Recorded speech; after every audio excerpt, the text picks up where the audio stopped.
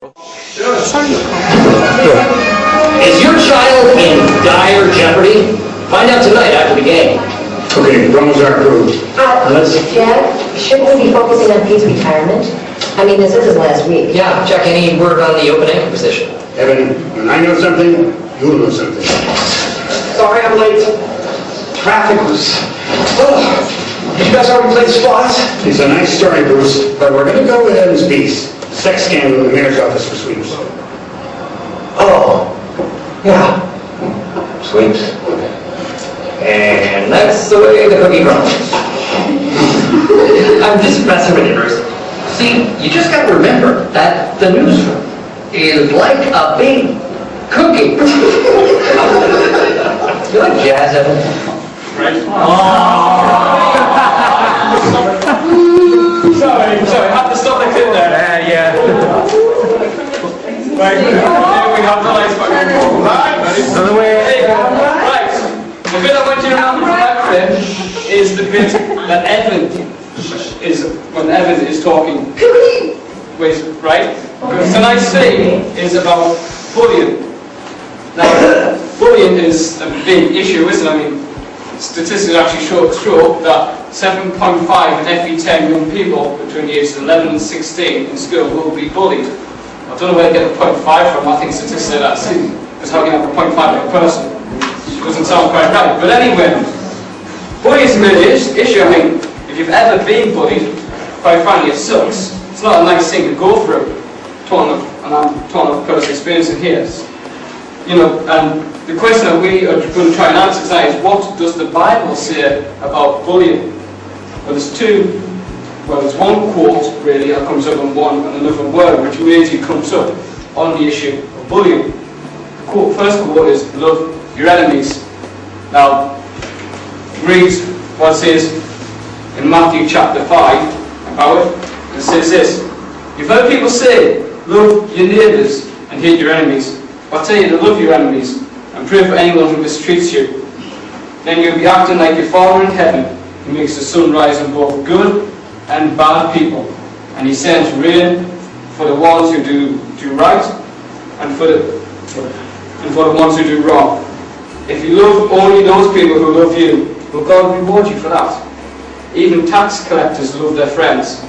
If you greet only your friends, what's so good about that? Don't even unbelievers do that, but you must always act like your Father in heaven. Now reading that one verse 4 that comes straight in my head is, Jesus isn't making it easy on us, is he? It's got to be said. I mean, if you've ever been bullied, you know it's going to be hard to turn around and be able to forgive those who treat you like crap. I mean, there's been instances where sometimes he might be in the car, came into Vauxhall once, were coming to Vauxhall once before, and I had a black eye because I stood for a friend and got kicked the crap because of it, right? By two guys who got jumped on. And quite funny, I was bullied very severely from the age of 4 until I left school. And when I became a Christian, this is one of the first things I actually remember, even in Sunday school, right after I became a Christian: love those who mistreat you, pray for them. So, how on earth can I do that? Why should I do that? Because after all, you know, they're doing this to me, why should I love them?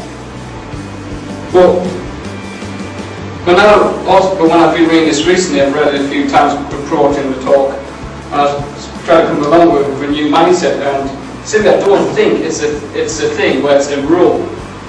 I think, and this is in my opinion, a lot of things, it's simply about positive living. I mean, J. Johnson about the 10 Commandments, and if you look at the 10 Commandments, most of them are about positive living. So if you just turn around and you murder someone out of the blue, what kind of harm is that going to do to other people in their life? It's about this is ultimately blessing others as well as yourself. It's helping you grow just as much as helping others grow. So one of the things that we sometimes do at NSLC, we sometimes go out on the streets and do what we call random acts of kindness. And the twice I've done that so far, people just turn around and say, why on earth are you doing this? Simply just because we want to show the love of God. And that's taking them aback. And it's kind of the same thing with bullying. And truthfully, I've tried this for a long time, struggled, as is probably blatantly obvious. But positive thing happened, right? When I was in year 11, before we left our study leave, we had basically the main school hall blocked off to every other student apart unless you're in year 11, right? So we had like a year 11 party, right? I don't know if the students in that schools now, but you know, it's a long time since I left, believe it or not.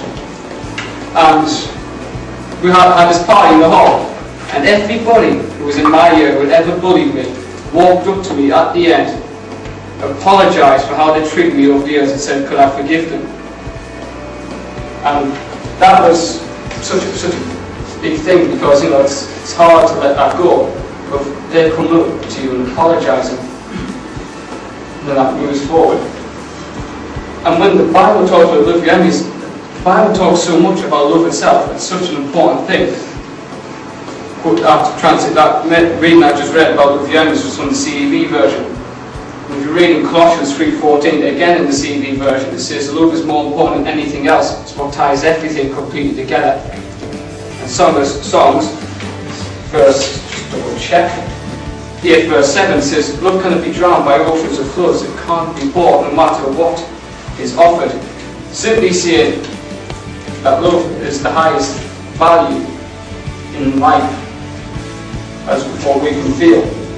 And it's not talking about, you know, it's talking about any form of love on the planet.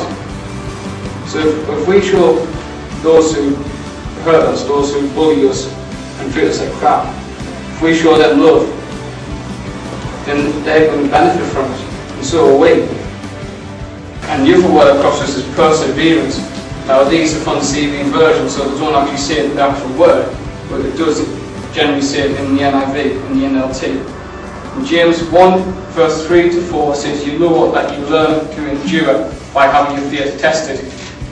You must learn to endure everything, so that you'll be completely mature and not lacking in anything. And again in James 5:11, it says, in fact we praise the ones who endured the most. Remember how patient Job was and how the Lord finally helped him. The Lord did this because He's so merciful and kind. And 2 Peter verse 6 pulls out 3 things that are amazingly important. It says self-control, patience and devotion to God. Simply the best way to overcome bullying is to simply keep going. You know, because no matter where you go in life, you're going to get hurt at times. It's not a lie, it's not something I'm going to turn around and say it is a lie. I mean, there's nowhere in the Bible that paints out what we believe as Christians to be this day walking through a garden of roses, being to smell the roses and go, ooh, that's such a lovely day. No, nothing ever is mentioned like that.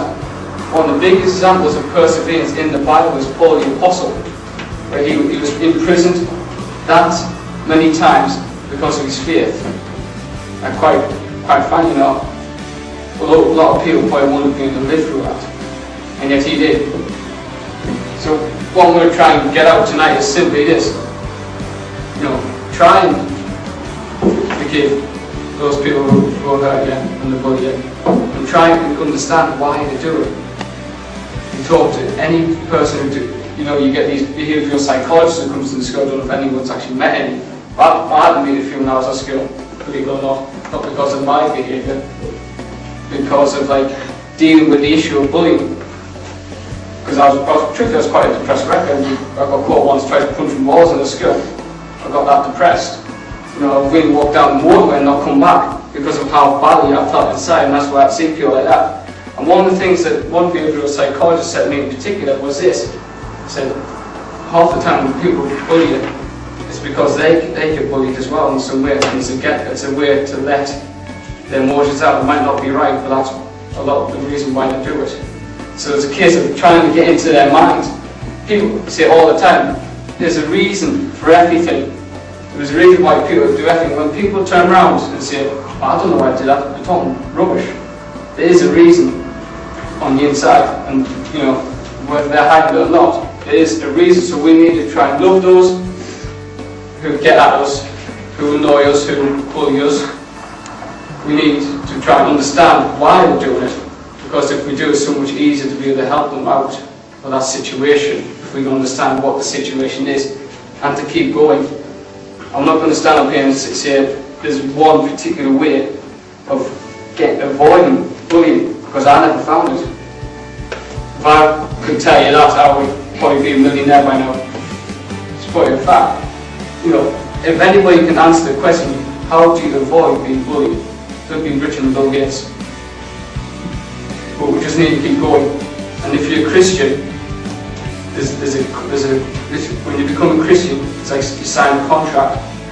When you sign a contract in any form of legal capacity, it's a bondage between usually two parties. And there's a deal. When we become a Christian, we have to make a deal that we love God, we serve God, and we try our best to live our life for Him. And God makes us a contract, makes us a deal, saying He will always be there for us.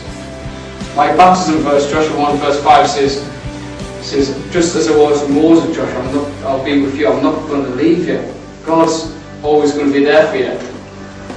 So when people pick on you at school, remember we've got God behind us, and you know, at the end of the day we are made for bigger purposes than to be sitting down and having to sit in corners crying and things like that because we're getting bullied. We were made for so much more than that. We were made in the image of God, and that's a special thing. We were made to be big successes in the eyes of God. And basically we have that power in us, but we need to try and live our lives. We can't let things like bullying bring us down constantly, because we're above it. We are above it. So if there's anything that you take away from that, just remember that God is with you in that situation.